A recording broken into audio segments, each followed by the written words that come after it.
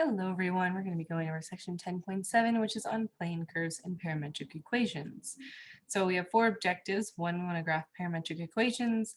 Two, we want to find a rectangular equation for a plane curve defined parametrically.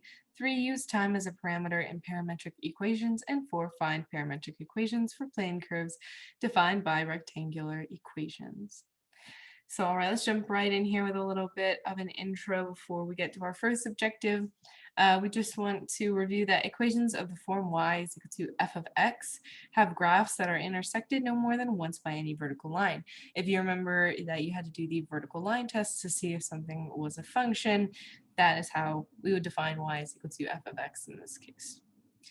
The graph of a function is a collection of points x, y in the xy plane, that is that each one is a plane curve. We can discuss another way to represent graphs like these.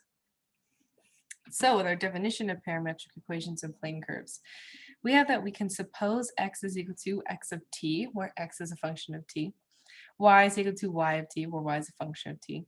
There are two functions of a third variable t called the parameter that are defined on the same interval I. Then the equations x are equal to x of t and y is equal to y of t, where t is in the interval I, are called parametric equations, and the graph of the points defined by x comma y is actually going to be x of t comma y of t, and this is called the plane curve. So, all right, getting into our first objective, we want to think about graphing our parametric equations. So parametric equations are particularly useful to describe movement along a plane curve. If we suppose a plane curve is defined by parametric equations, such as x is equal to x of t, y is equal to y of t, and a is less than or equal to t, which is less than or equal to b, so a and b are the ends of our intervals, then for given values of t, the values of x equal to x of t and y is equal to y of t, determine a point x comma y on the graph. Then the curve is going to be traced in a specific direction by the corresponding succession of points x comma y. So here we have an image to help us here. So the arrows would show the direction or the orientation along the curve as t varies from a to b, as shown in figure 56. So in figure 56, we see a plane curve. We have our parametric equations going from point capital A to point capital B, where at point capital A, t is equal to lowercase a, and at point capital B, t is equal to b.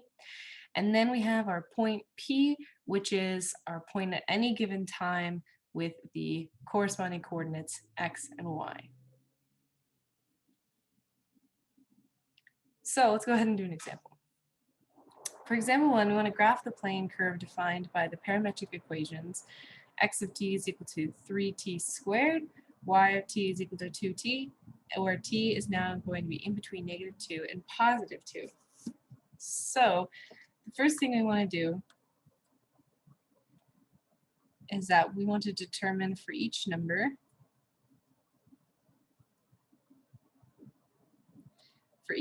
t, or each value of t,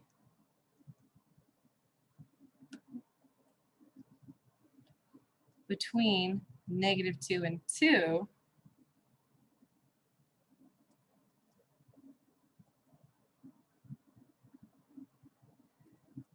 there corresponds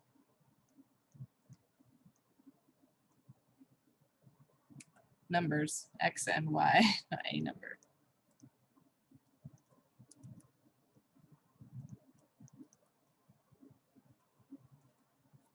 So for each value of t, or each integer t between -2 and 2, we're going to have corresponding values of x and y, which we would then use to plot on our graph.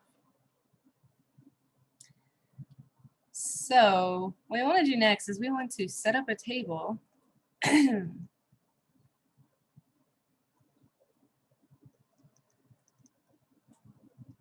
listing integers in the defined interval of t and have the corresponding values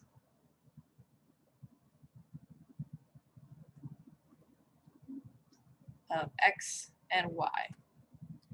Then once we've had our table, we found all of our corresponding points with x and y values, then we can plot these points and draw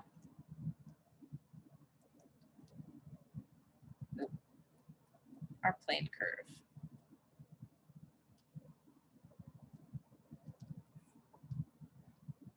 So all right, so we want to draw out a table.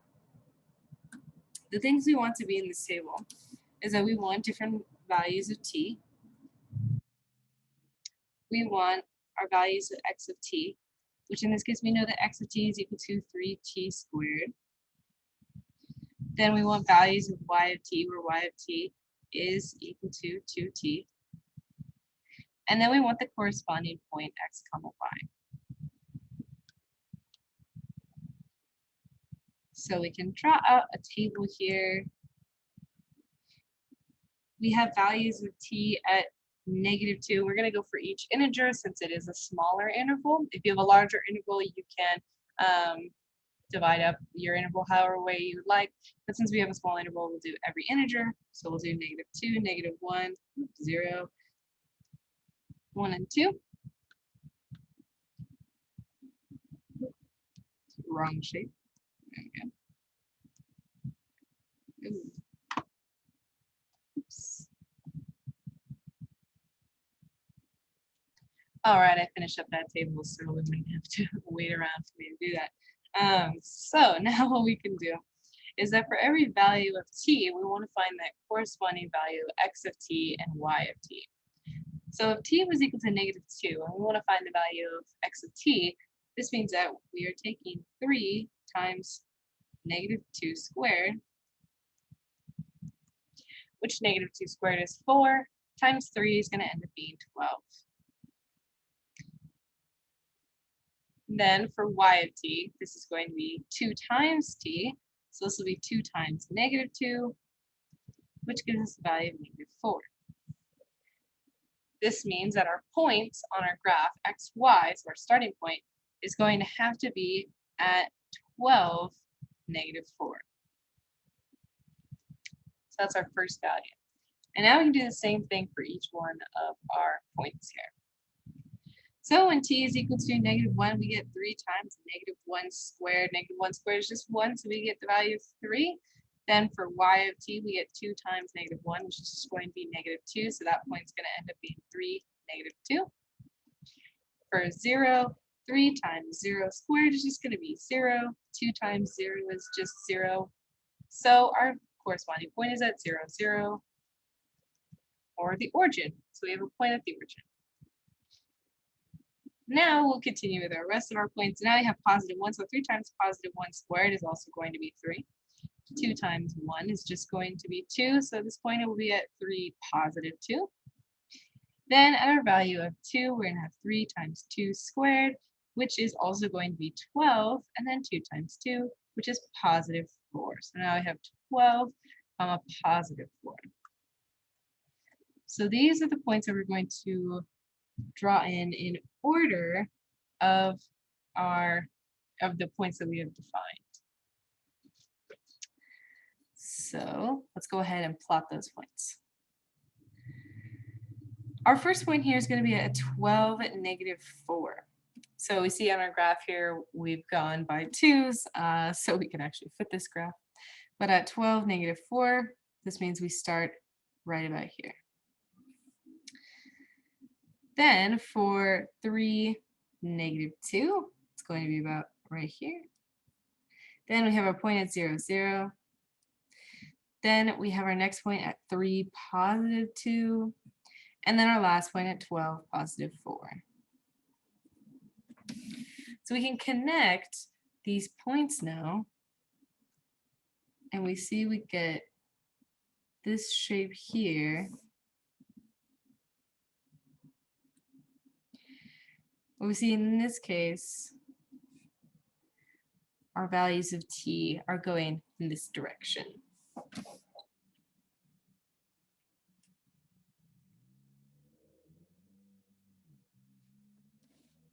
So that would be how we would go ahead and graph our plane curve defined by specific parametric equations. So essentially what you're going to do is that you are just going to be given most of the time equations of t that correspond to x and y. So then you just want to find the values of x and y with specific values of t, and then you go ahead and plot those out.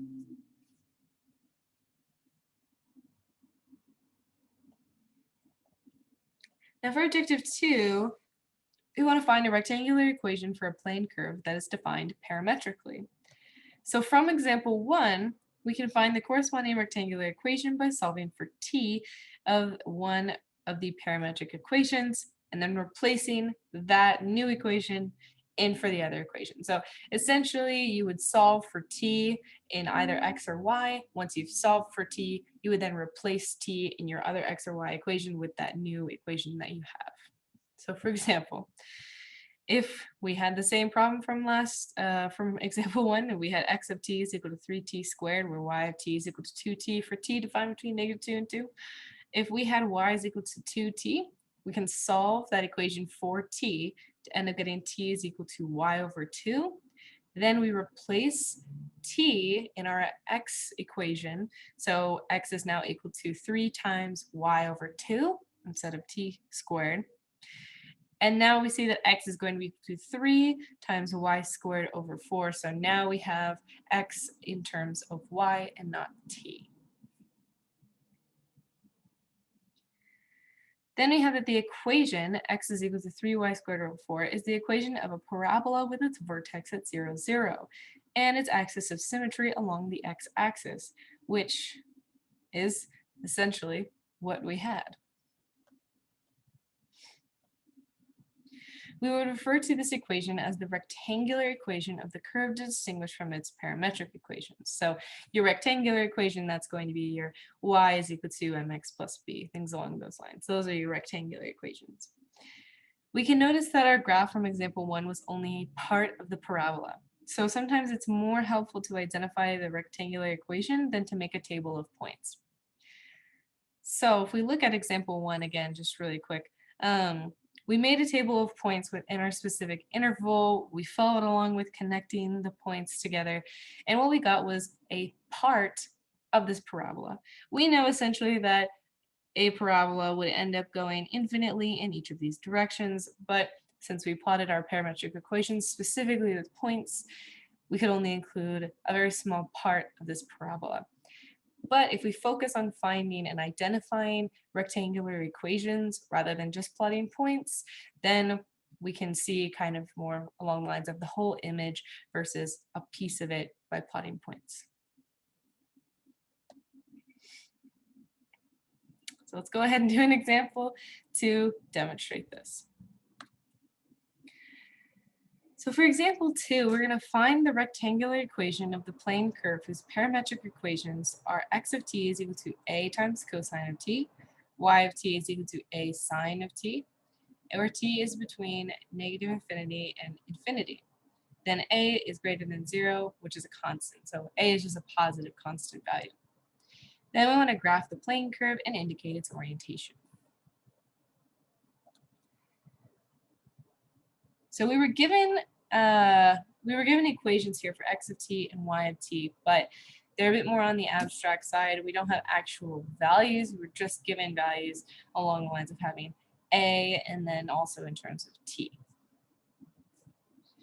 So let's just identify a few facts for our problem here. So the presence of sines and cosines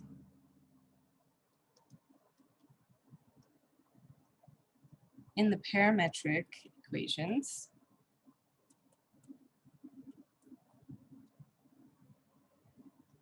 suggest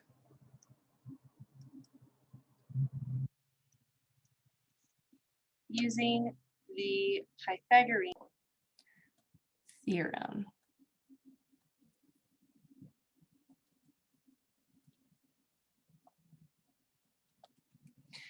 So by using the Pythagorean theorem, we can actually replace cosine and sine of t with other types of equations that would be then in terms of x and y and then our coefficient a. So we have cosine of t is actually equal to x over a. We can get this by rewriting x of t is equal to a times cosine of t. All we do is divide each side by a in this case. But we also know that a cosine of t can also be defined in this way from other problems that we've done in the past. We would also then get that sine of t is equal to y over a. So this means that we can write out x over a squared plus y over a squared is equal to 1, which then turns into x squared plus y squared is equal to a squared. And this x squared over a, x over a squared plus y over a squared is equal to 1. We get this solely because of our theorem that states that cosine squared of t plus sine squared of t is going to be equal to 1. So we just took these equations for x and y, rewrote them, and then used an identity that we know from other sections and that we've used before to rewrite our equation or our rectangular equation in this sense now. So we have x squared plus y squared is equal to a squared. This means that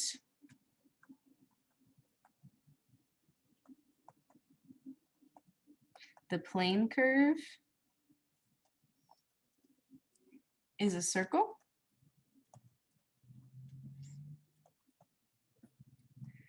with its center at the origin, so at 0, 0, and a radius a.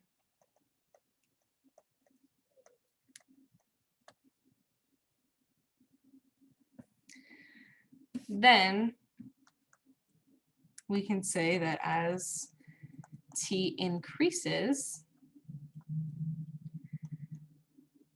from, for example, we can start a little earlier from t equals 0. So we can say from t equals 0 to t equals pi over 2. And we can actually identify when t equals 0, we know what this point is going to be. We know that this is at the point a comma 0. And we can use this as an example from our unit circle. Instead of having the value of 1, we now just have the value of a. So when t equals 0, it means we're starting at the point a comma 0. Then to t equals pi over 2, this is going to be at 0 comma a.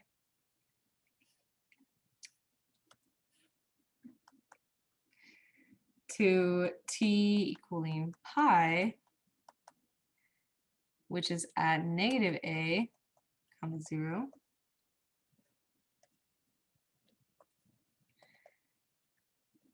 The corresponding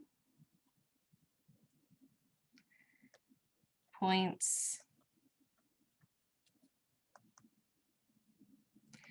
are traced in a counterclockwise direction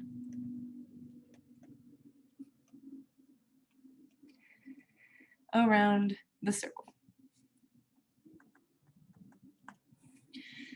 So really, if we replaced a with the value of 1, this would give us our unit circle.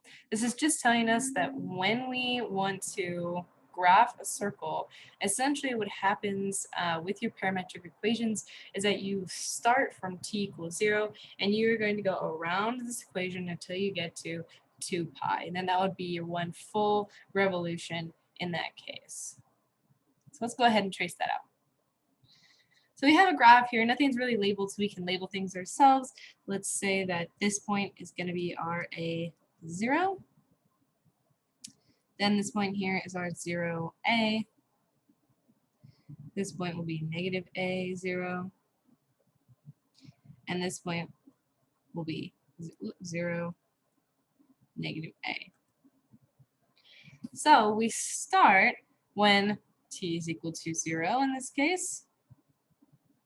And we go to t equals pi over 2.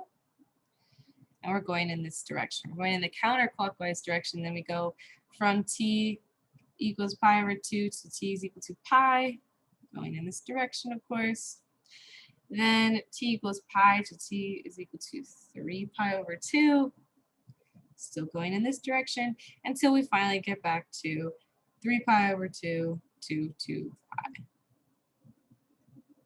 But so essentially, we just end up with the equation of a circle with its radius a. We're going in this counterclockwise direction.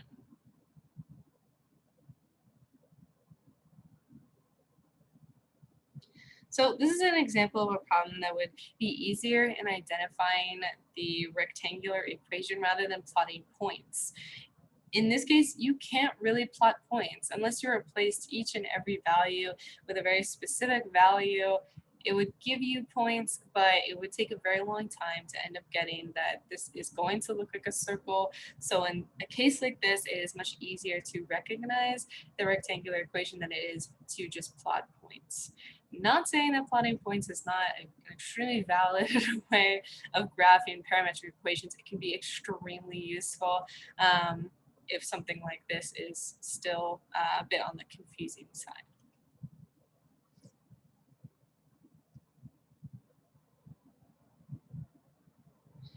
So then we can determine that from this example, our original domain was that t was between negative infinity and infinity. But if we wanted just one full revolution, we could have defined t to be between 0 and 2 pi. So when we drew out our circle, we can see that our circle is going to go around and around and around from negative infinity to infinity. But if we just wanted one revolution, we could just define it from 0 to 2 pi, and our image would look the same. Then we can alter the number of revolutions we want just by changing the domain as well. So that is why sometimes it's easier to identify the rectangular equation also other than plotting points. Because if you had defined maybe multiple revolutions over another interval, instead of plotting an additional X amount of points or an additional large number of points, you could also recognize the rectangular equation as well, and then recognize that it's making a few revolutions rather than plotting the points of each and every one of those revolutions.